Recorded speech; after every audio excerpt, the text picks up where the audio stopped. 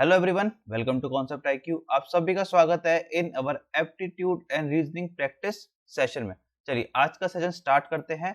आज का session start करने से पहले मैं आपको बता दूं, आज का सेशन हमारा क्या है, रिकॉर्डेड, बट आपको इसे बिल्कुल लाइव सेशन की तरह ही लेना है। बिल्कुल यहाँ पर बिना कट के वीडियो चलेगी, आपके टाइमर के साथ मैं यहाँ तैयार हूँ। क्या आप लोग तैयार हैं?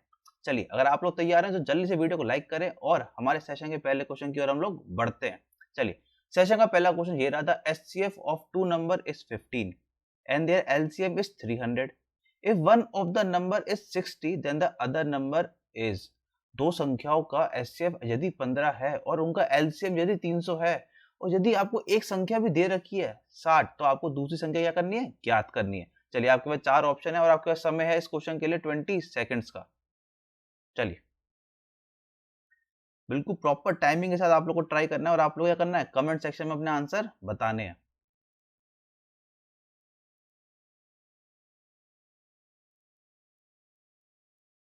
Half time is over guys.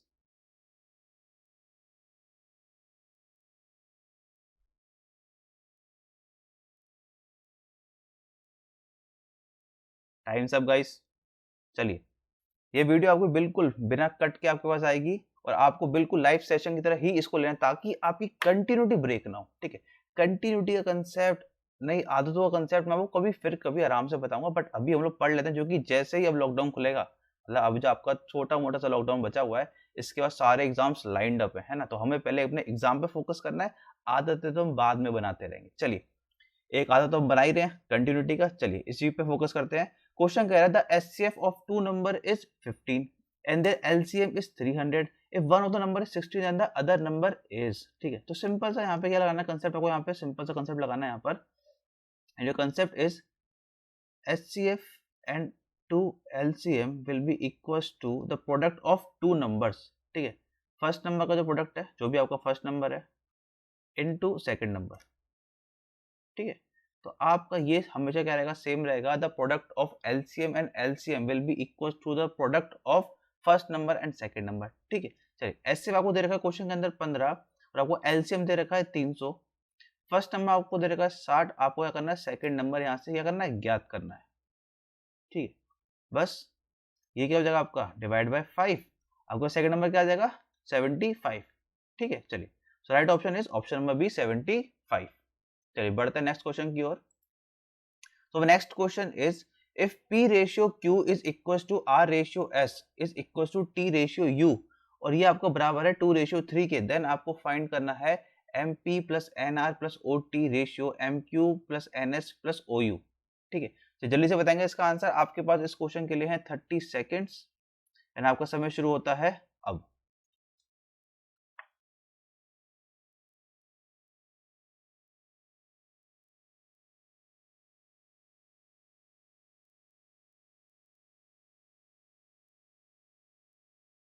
Half time is over guys. जल्दी से अपने आंसर क्या करो, कमेंट करो।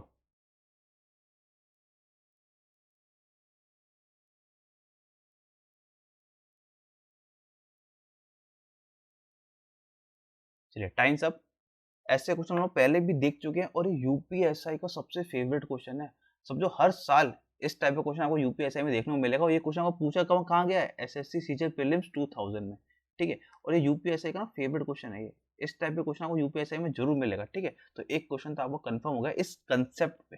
ठीक है, चलिए, आपको क्वेश्चन में दे रखा है P upon Q is equals to R upon S is equals to T upon U will be equals to 2:3। जब भी आपको ऐसे दे रखा होता है तो हमें पता है यहाँ से P is equals to R is equals to 2 will be equals to 2। ठीक है, तो P और R और T की वैल्यू क्या हो जाएगी, 2 हो जाएगी। और जो आपके डिनोमिनेटर में Q equals to S equals to U will be equals to 3।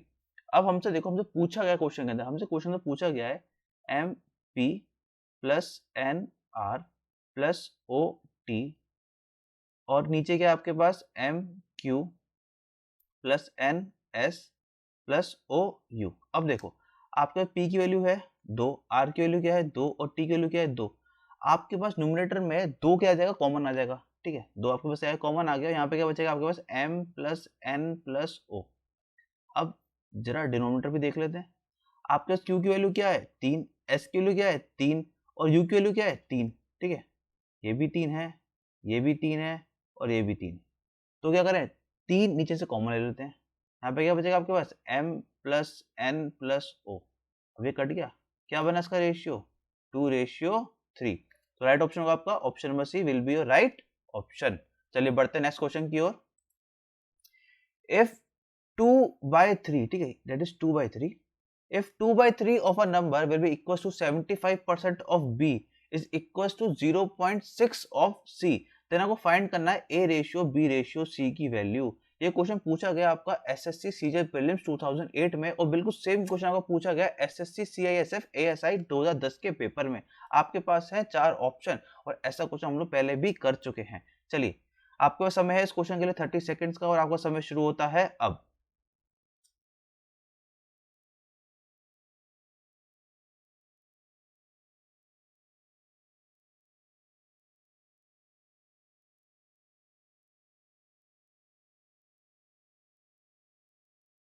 Half time is over, जल्दी जल्दी टाइम फ्रेम के अंदर क्वेश्चन करो।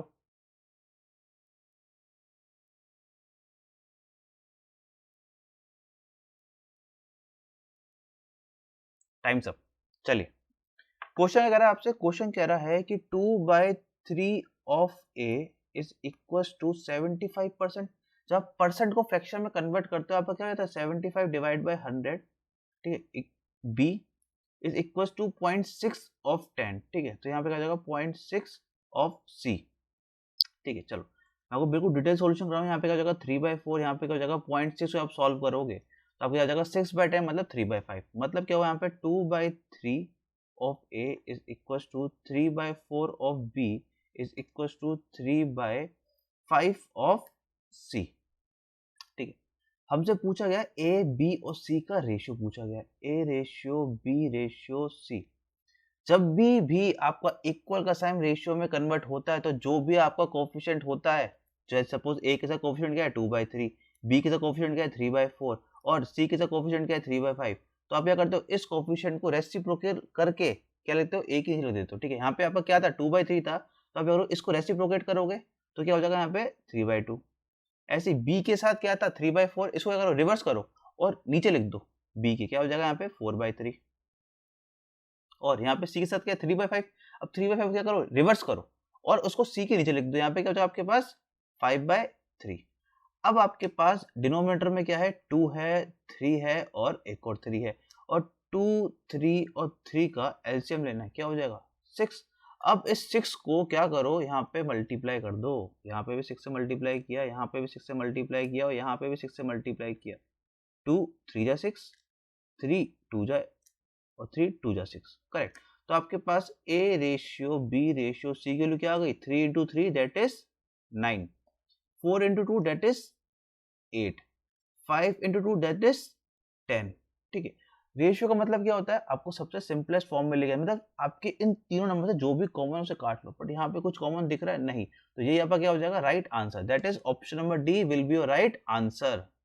ठीक है, आई होप आपको ये वीडियो समझ में आया होगा। ठीक है, चलिए बढ़ते नेक्स्ट क्वेश्चन की ओर। If a ratio b is equal to 3/4 and b ratio c is equal to 6/5, then आपको फाइंड करना है a ratio a plus c। ये क्वेश्चन आपको पूछा गया है एसएससी सीआईएसएफ एएसआई के पेपर में जो कि हुआ था 2010 में। आपके पास यहाँ पे क्या है 4 ऑप्शन है और आपके पास समय है इस क्वेश्चन के लिए 20 सेकेंड्स का और आपका समय शुरू होता है अब।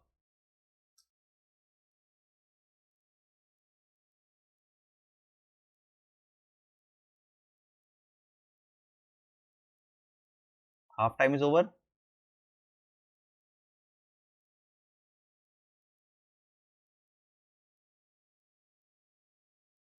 Last 5 seconds. चलिए टाइम्स अप। क्वेश्चन कह रहा है आपको, क्वेश्चन में दे रखा है a रेशियो b क्या है आपका 3/4 और आपको क्वेश्चन में दे रखा है क्या b ratio c that is 6/5 और आपसे पूछा गया है a ratio a plus c की वैल्यू, करेक्ट।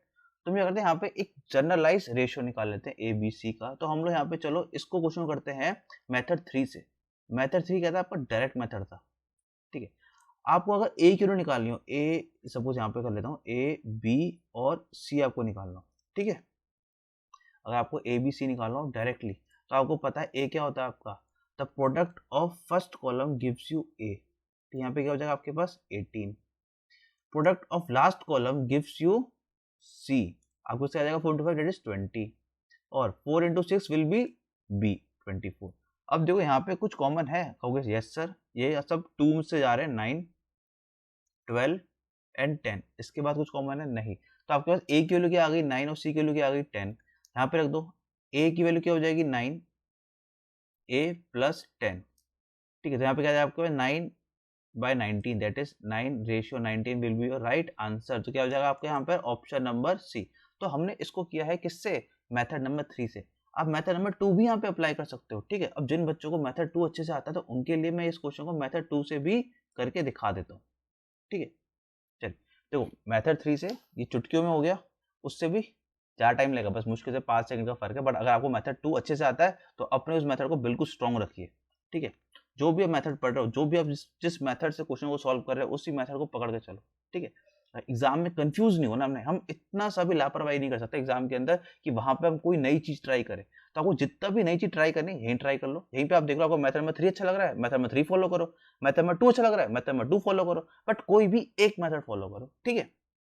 चलिए A/B is 3/4, B/C is equal to 6/5, ये हमें क्वेश्चन में दे रखा है और आपसे पूछा गया A/A+C। अब हम इसको सॉल्व करेंगे मेथड नंबर 2 से। मेथड नंबर 2 क्या था हमारे पास, A/B/C। हमें यहाँ पे A/B के लिए दे रखी है 3/4 और आपको B/C के लिए दे रखी है 6/5। अब देखो यहाँ पर और एक यहाँ पर क्या हुआ है, एक टर्म खाली बचा, ठीक है। अब देखो इस फर्स्ट रो में आप देखोगे तो यहाँ पर राइट हैंड साइड में कोई भी टर्म दिख रहा है नहीं, तो लेफ्ट हैंड साइड में क्या दिख रहा है 4, उसको उठाओ, कॉपी करो, पेस्ट कर दो, 4 आ गया। यहीं पे सेकंड रो पे आओ, सेकंड रो पे लेफ्ट हैंड साइड कोई टर्म दिख रहा है नहीं, राइट में दिख रहा है, हाँ दिख रहा है 6, उसे अगर उसको कॉपी करो यहाँ पे पेस्ट कर दो 6। अब वो सिंपल है, मल्टीप्लाई करो, 3 into 6 18, 4 into 6 24, 4 into 5 20, बिल्कुल सेम वही आ गया। अब आपको दिख रहा है यहाँ पे कुछ रेशियो को सिंपलेस्ट फॉर्म में लेके जाना है, तीनों नंबर आपको दिख रहे हैं 2 से डिवाइड होते हुए, 9 12 10। तो यहाँ से आपके पास क्या आ गया, A/B/C आपके पास आ चुका है 9:12:10। सिंपल रख दो, A क्या है 9 है, A+C क्या है आपके पास 9 + 10, तो यहाँ से भी आंसर क्या आ जाएगा 9:19, ठीक है। यहाँ से भी क्या आएगा आपके पास, option number C will be your right answer. चलिए बढ़ते नेक्स्ट क्वेश्चन की ओर। If the salary of Manoj is 40% less than that of Subhash, then by how much percent is the salary of Subhash more than that of Manoj, ठीक है। यदि मनोज का वेतन सुभाष के वेतन से 40% कम है तो सुभाष का वेतन मनोज के वेतन से कितना प्रतिशत अधिक होगा। ये क्वेश्चन आपको पूछा गया एसएससी सीजीएल टायर फर्स्ट में 2016 के पेपर में, और आपके पास यहाँ पे 4 ऑप्शन हैं। चलिए आपके पास इस क्वेश्चन के लिए है 30 सेकेंड्स एंड आपका समय शुरू होता है अब।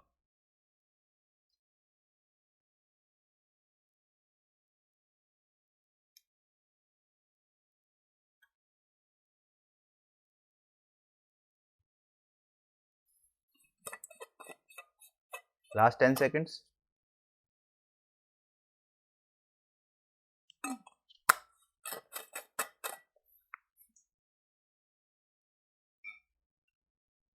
चलिए टाइम्स अप। क्वेश्चन कह रहा है if the salary of Manoj is 40% less than that of Subhash. 40% क्या होता है आपका, 40% होता है आपका 2/5, ठीक है। इससे आपने क्या देखा कि 5 का 40% क्या होगा 2। क्वेश्चन कह रहा है if the salary of Manoj is 40% less than that of Subhash. यदि मैं मान के चलूं कि सुभाष की अगर सैलरी 5 रुपए है ना, तो जो मनोज की सैलरी है ना वो इससे 40% कम है, और 5 का 40% क्या है 2 रुपए, मतलब जो आपकी मनोज की सैलरी है ना वो होगी 3 रुपए, ठीक है। चलिए क्वेश्चन कह रहा है then by how much percent is the salary of Subhash more than that of Manoj. तो सुभाष का वेतन मनोज के वेतन से कितना प्रतिशत अधिक होगा। तो आपको किसके रेस्पेक्ट में बताना है, मनोज के रेस्पेक्ट में। तो मनोज के रेस्पेक्ट में सुभाष का वेतन कितना ज्यादा है, +2 जाता है, ठीक है। आपसे पूछा इसका परसेंटेज चेंज बताना है, तो +2 डिवाइड बाय 3 की आपका रेफरेंस है, रेफरेंस कहाँ जाता है आपका डिनोमिनेटर में, तो आपको 2/3 की वैल्यू बतानी है। आपको देखो 1/3 तो पता है क्या होता है, 33 1/3%। तो 2/3 क्या हो जाएगा, सिंपल 2 से मल्टीप्लाई कर दो, 66 2/3% will be your right answer. कौन सा होगा यहाँ पे right option, option number C will be your right answer. चलिए बढ़ते हैं नेक्स्ट क्वेश्चन की ओर।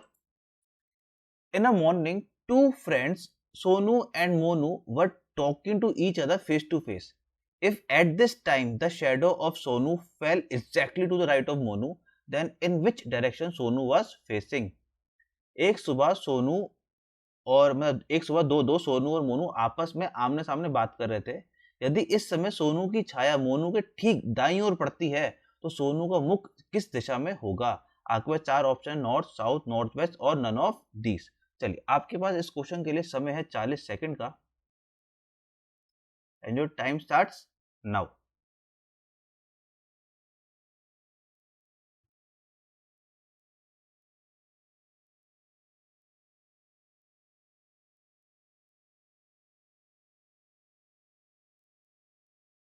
Half time is over.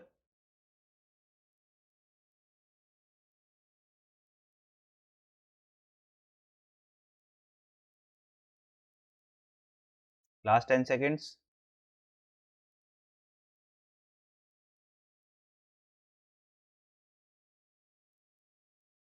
चलिए टाइम सब।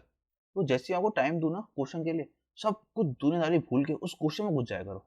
ठीक है, बस इस क्वेश्चन को इस टाइम फ्रेम में तक बोलना है। मतलब सर के टाइम अब बोलने से पहले आपको कमेंट भी कर देना आंसर को। ठीक है, इतनी स्पीड बनानी है हमें। चलिए, in a morning two friends Sonu and Monu were talking to each other. ठीक है, तो हमने ये रीजनिंग स्पेशल बैच में पढ़ा था शैडो वाले क्वेश्चंस। एग्जैक्टली। तो शैडो कहाँ बनती है, शैडो या तो आपको लेफ्ट में बनती है तो राइट में बनती है, या शैडो आपकी कहाँ बनती है, सामने बनती है तो पीछे बनती है। ठीक है, इसके अलावा कोई और केस बनते ही नहीं है।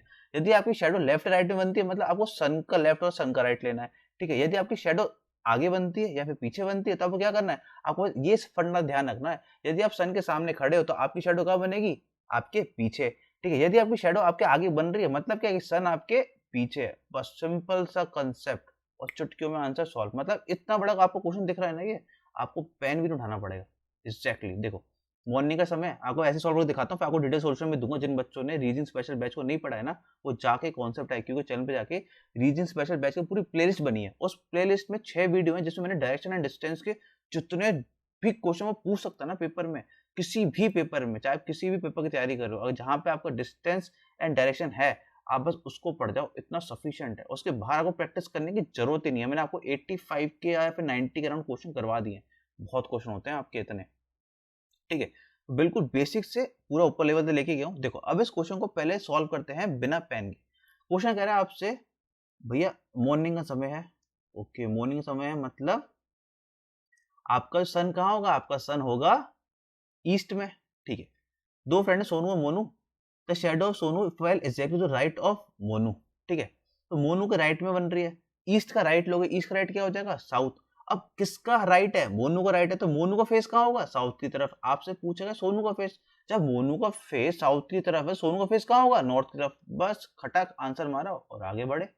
पेन उठाया नहीं उठाया, इतना लंबा क्वेश्चन, आधी जनता देखते ही परेशान, अरे इतना लंबा क्वेश्चन भी आता है, ऐसे करेंगे। और आपने क्वेश्चन देखा, सॉल्व किया, आगे बढ़े। ठीक है, अब जिन बच्चों ने क्लास नहीं ली है तो यहाँ पे समझ लो और इस लेक्चर के बाद जाके क्लास को अटेंड कर लेना। ठीक है, क्वेश्चन कह रहा है in a morning two friends Sonu and Monu. सबसे पहले आपने देखा morning.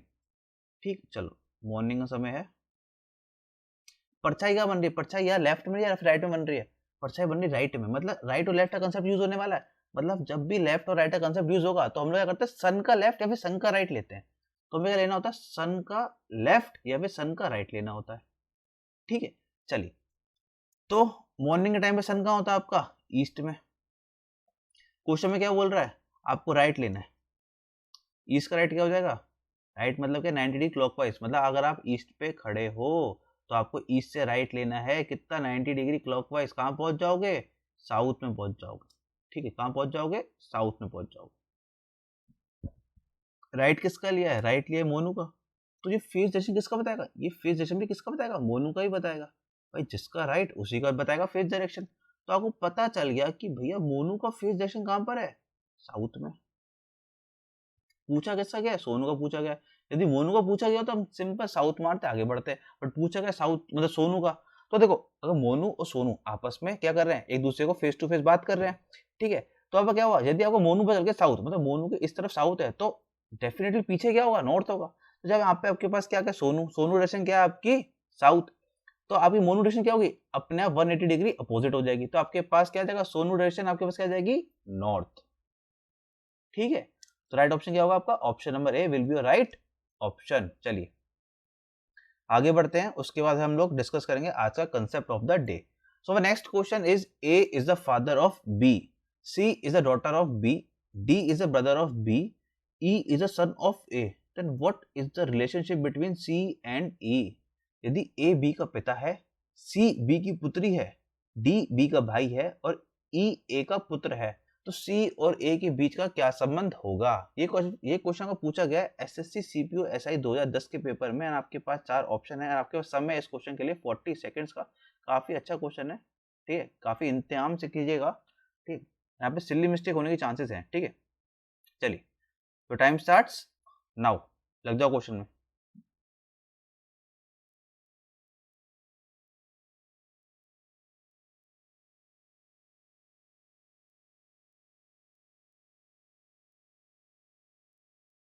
Half time is over.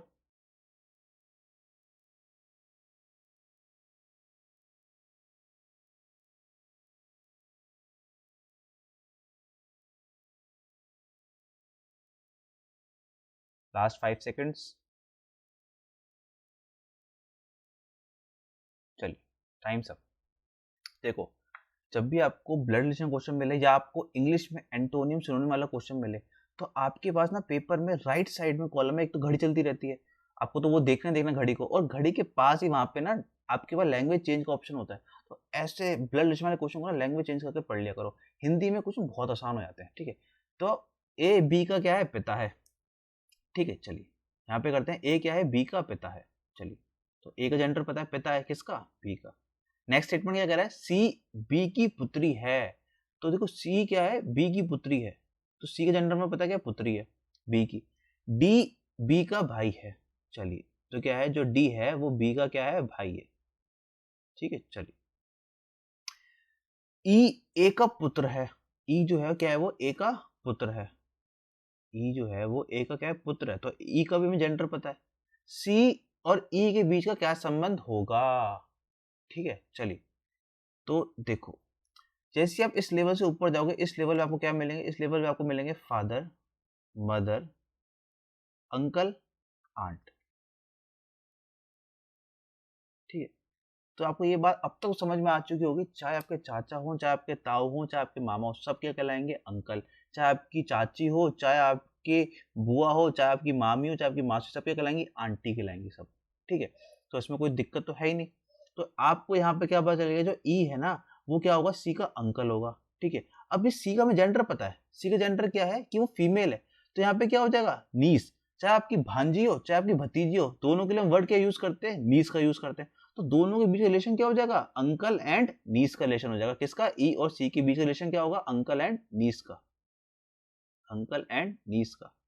यदि सी पुत्र होता, सी अगर जेंट्स होता, तो रिलेशन क्या बन जाता, अंकल एंड नेफ्यू का बन जाता, ठीक है। चाहे आपका भतीजा हो, चाहे आपका भांजा हो, वो क्या बन जाता, नेफ्यू बन जाता। बट यहाँ पे सी का आपको बता रखा है, सी पुत्री है, तो सी क्या है, आपकी फीमेल है। तो फीमेल चाहे आपकी भांजी हो, चाहे आपकी भतीजी हो, क्या बन जाएगी, नीस बन जाएगी। तो क्वेश्चन के बीच में पूछा गया ई और सी आपस में किस टाइप का रिलेशन रखते हैं, तो अंकल एंड नीस का रखते हैं। That is option number C will be your right answer, correct. चलिए बढ़ते हैं आज के कंसेप्ट ऑफ द डे पे। आज हम बात करने वाले हैं एवरेज ऑफ कंसेक्यूटिव नंबर्स का पार्ट 2। तो आज हम देखेंगे लेवल 1 ऑफ क्वेश्चन। इस पार्ट 2 के अंदर ना, मतलब जो हमने पार्ट 1 के कंसेप्ट पढ़ा था वही कंसेप्ट यूज होगा, थोड़ा सा उसको अलग नजरिए से देखेंगे, ठीक है। कंसेप्ट बिल्कुल सेम था। कंसेप्ट क्या कहता था कि अगर आपके पास कंसेक्यूटिव नंबर्स की सीरीज है, तो उस सीरीज का आपको एवरेज निकालना है, तो उससे अच्छा क्या करो, उस कंसेक्यूटिव सीरीज का मिडिल टर्म निकाल लो, वही क्या होगा, उस पूरी सीरीज का एवरेज होगा, ठीक है। तो हमने ये पार्ट 1 में पढ़ा था।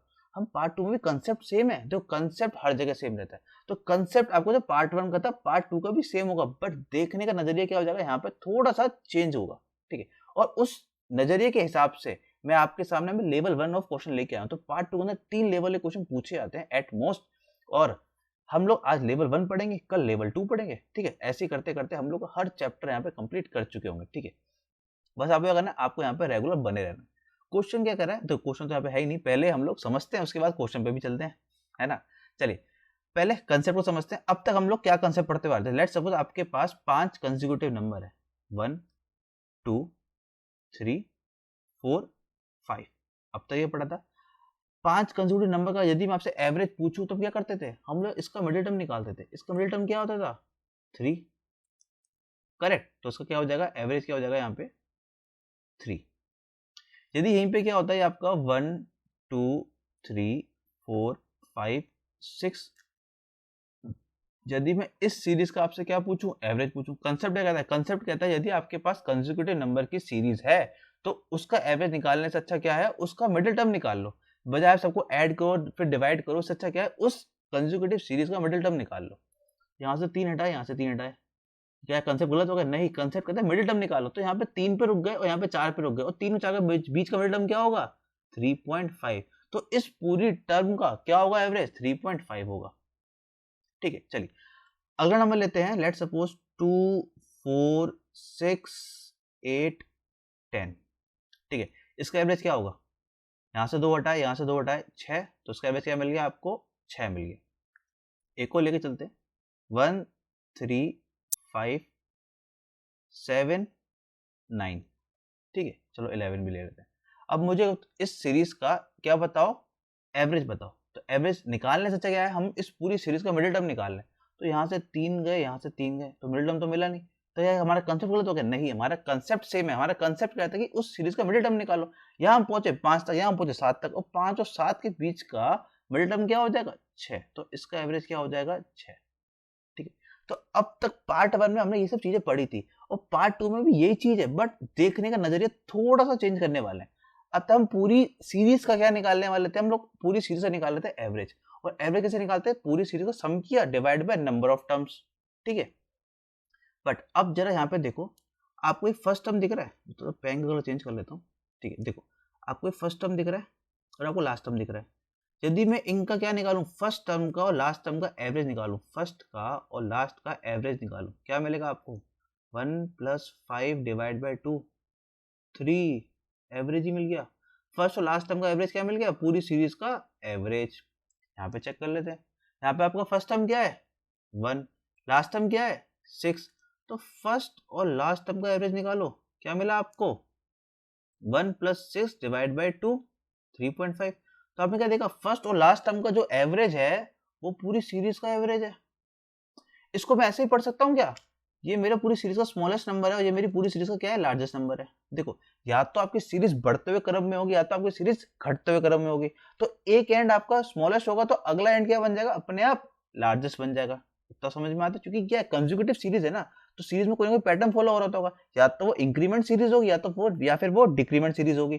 तो इतना तो कंफर्म है, यदि आपका एक एंड स्मॉलेस्ट है तो अगला एंड क्या होगा लार्जेस्ट होगा, ठीक है। तो चाहे इसको क्या बोलूं मैं, फर्स्ट एंड लास्ट टर्म बोलूं या फिर स्मॉलेस्ट और लार्जेस्ट टर्म बोलूं, बात तो बराबर ही है। चलो यदि मैं इस क्वेश्चन में यहाँ पे बोल दूं कि यहाँ का सबसे स्मॉलेस्ट नंबर क्या है 2 और सबसे लार्जेस्ट नंबर क्या है 10, यदि मैं इस पूरी सीरीज का सबसे स्मॉलेस्ट नंबर और सबसे लार्जेस्ट नंबर का एवरेज लूं तो मुझे क्या मिलेगा, सीरीज का एवरेज मिलेगा। यकीन ना हो चेक कर लो, smallest plus largest divide by 2। Smallest क्या है 2, लार्जेस्ट क्या है 10 डिवाइड बाय 2, मतलब क्या है आप इसका एवरेज निकाल रहे हो।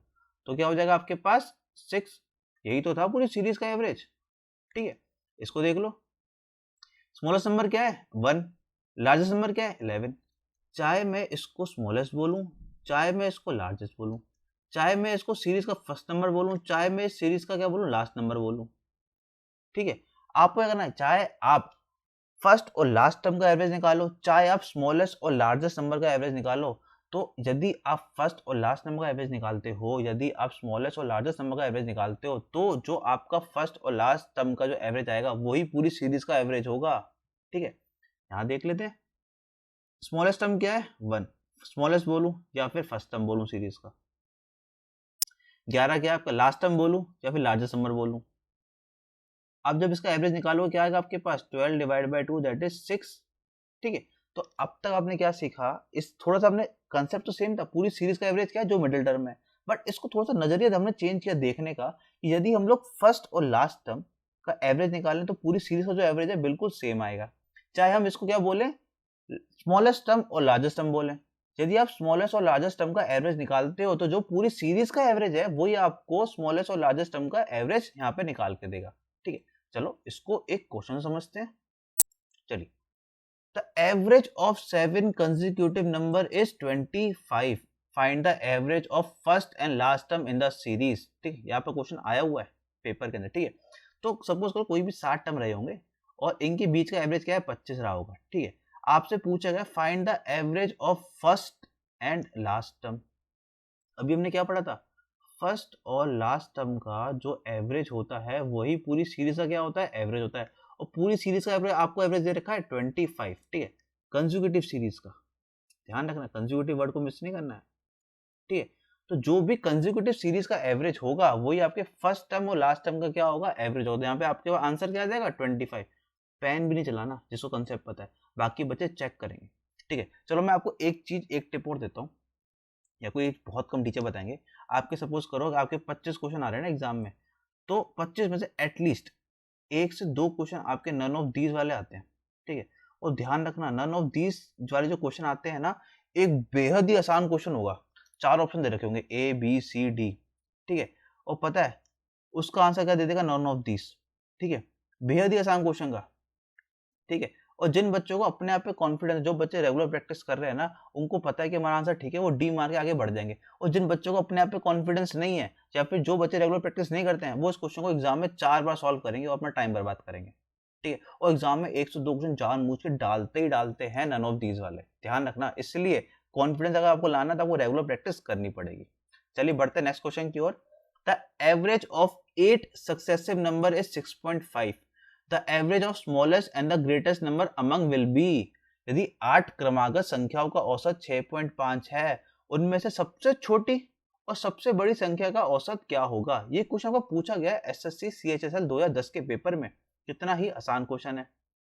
ठीक है, चलो आपके पास समय है 5 सेकंड का। खत्म, कुछ करना था, कुछ भी नहीं करना था आपको इस क्वेश्चन के अंदर। देखो क्वेश्चन में क्या बोल रखा है आपको कि सपोज आपके पास कोई भी 8 टर्म है और बीच में क्या है 6.5 आपको क्या दे रखा है, एवरेज दे रखा है। आपसे क्या बोला है कि जो सबसे स्मॉलेस्ट है और सबसे लार्जेस्ट है उसका एवरेज निकालो। यही तुमने तेज से कंसेप्ट पढ़ा है। स्मॉलेस्ट और लार्जेस्ट टर्म का जो हम एवरेज निकालेंगे, जो यहाँ से एवरेज निकल के आएगा ना, वो पूरी सीरीज का एवरेज के क्या होगा, बराबर होगा।